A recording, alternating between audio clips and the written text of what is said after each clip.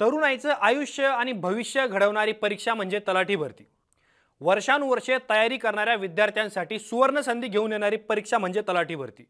Career, लग्न आणि भविष्याची चिंता सतावणाऱ्या विद्यार्थ्यांना या समस्यातून बाहेर काढून आयुष्याला कलाटणी देणारी ही परीक्षा। परंतु आता तलाठी होण्यासाठी घरदार सोडून रात्रंदिवस अभ्यास करणाऱ्या तरुणांचा मनस्ताप वाढवणारी बातमी समोर आली आहे। महाराष्ट्राला कुशल आणि अत्यंत हुशार अधिकारी देणाऱ्या तलाठी भरती प्रक्रियेत मोठा घोटाळा झाल्याचा आरोप करण्यात आला आहे।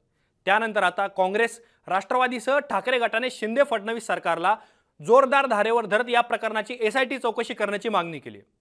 तलाठी भरती परीक्षेच्या निकालात एकूण 48 उमेदवारांना 200 पेक्षा जास्त गुण मिळालेत।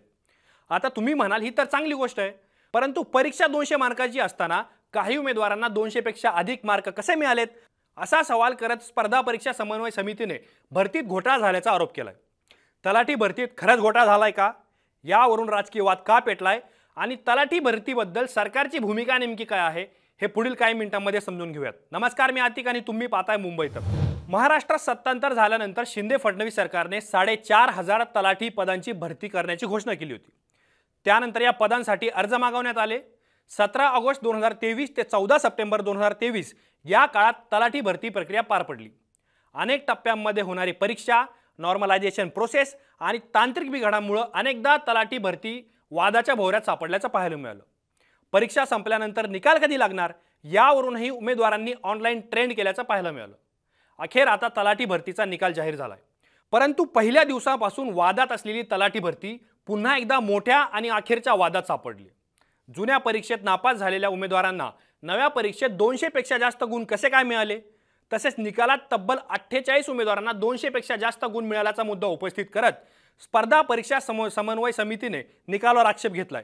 याशिवाय ज्या उमेदवारांवर गुन्हे दाखल आहेत ते देखील तलाठी भरती प्रक्रिया पास झाल्याचा आरोपही समन्वय समितीने केलाय।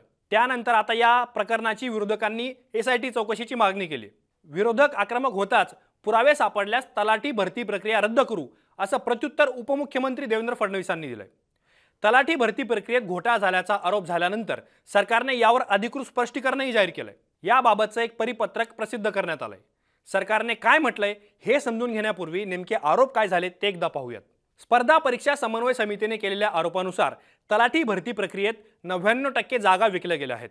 निवड झालेल्या सर्व उमेदवारांची न्यायालयीन एसआयटी मार्फत चौकशी व्हायला हवी। अतिरिक्त मार्क मिळवलेल्या उमेदवारांनी कोणत्या सेंटरवर पेपर दिला, त्यांचे रॉ मार्क किती आहेत याची माहिती समोर यायला हवी। परीक्षेचा सीसीटीव्ही सार्वजनिक केल्यास तलाठी भरतीतला मोठा घोटाळा समोर येईल अशी मागणी करत स्पर्धा परीक्षा समन्वय समितीने मोठा आरोप केलाय। त्यानंतर आता या प्रकरणावरून नव्या राजकीय वादाला तोंड फुटले। विरोधी पक्षनेते विजय वडेट्टीवार यांनी यावरून सरकारवर जोरदार टीका केली। तलाठी भरती परीक्षा एक मोठा घोटाळा आहे, या प्रकरणाची एसआयटी चौकशी व्हावी ही आमची मागणी आहे। 200 पैकी 214 गुण एका उमेदवाराला मिळत असेल तर परीक्षा घेणारी यंत्रणा किती गंभीरतेने काम करते आणि सत्ताधाऱ्यांनी पदभरतीचा कसा खेळ खंडोबा करून ठेवलाय हे आता स्पष्ट होत असल्याचं सांगत वडेट्टीवारांनी सरकारवर जोरदार टीका केली। याशिवाय राष्ट्रवादीचे आमदार रोहित पवार यांनी देखील यावर संताप व्यक्त केला। राज्यात एकही परीक्षा पारदर्शकपणे पार पडलेली नाही। विद्यार्थ्यांनी अनेकदा आवाज उठवला, परंतु हे चोर गद्दारांचं निकामी सरकार मात्र आपल्या सत्तेच्या मस्तीत गुंग आहे। पेपर फुटी विरोधात कडक कायदा करण्यासंदर्भात सरकार एवढं उदासीन का, याचं उत्तर आज मिळालं। सत्तेची एवढी मस्ती योग्य नाही हे सरकारमधील त्रिकूटाने लक्षात घ्यावं असं म्हणत रोहित पवारांनी थेट शिंदे, फडणवीस आणि पवारांवर हल्लाबोल केला। त्याचबरोबर तलाठी भरतीतील या घोटाळ्यामागचा मास्टरमाइंड समोर आणा, नाहीतर रस्त्यावर उतरून आंदोलन करू असा इशारा ठाकरे गटाचे आमदार कैलास पाटलांनी दिलाय। आता हे झालं विरोधकांचं, परंतु आता सरकारने तलाठी भरतीवर काय भूमिका घेतली ते एकदा पाहूयात। विरोधकांनी आरोप आणि टीका केल्यानंतर देवेंद्र फडणवीसांनी पुरावे सापडल्यास भरती रद्द करण्याची भूमिका घेतली। तर घोटाळ्यांच्या आरोपांमध्ये काहीही तथ्य नसल्याचं सांगत महसूल मंत्री राधाकृष्ण विखे पाटलांनी घोटाळ्यांचे आरोप फेटाळून लावलेत। त्यानंतर आता सरकारकडून एक परिपत्रक जारी करण्यात आलंय। त्यामध्ये नॉर्मलायझेशन म्हणजे काठिण्य पातळीच्या माध्यमातून समानीकरण करण्याच्या पद्धतीमुळे उमेदवारांना गुण वाढल्याचं सांगण्यात आलंय। नॉर्मलायझेशन प्रोसेसमुळे काही उमेदवारांचे गुण जास्त असू शकतात असं अप्पर जमावबंदी आयुक्तांनी जारी केलेल्या प्रसिद्धी पत्रकात म्हटलं आहे।